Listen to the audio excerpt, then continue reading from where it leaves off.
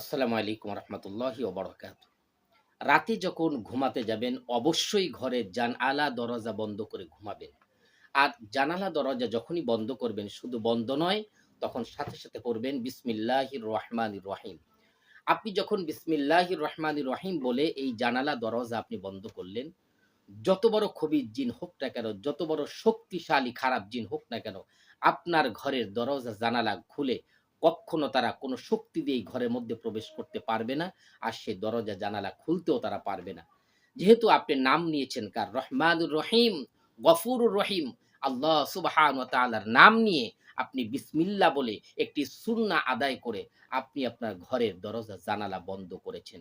এজন্য বন্ধুরা, আমরা যদি প্রত্যেকটা কাজের শুরুতে বিসমিল্লাহ বলে কাজ শুরু করি, তাহলে আল্লাহ সুবহানাহু ওয়া তাআলা প্রত্যেকটা কাজের ভেতরে আল্লাহ পাক আমাদেরকে বারাকা দান করবেন, বরকত দান করবেন।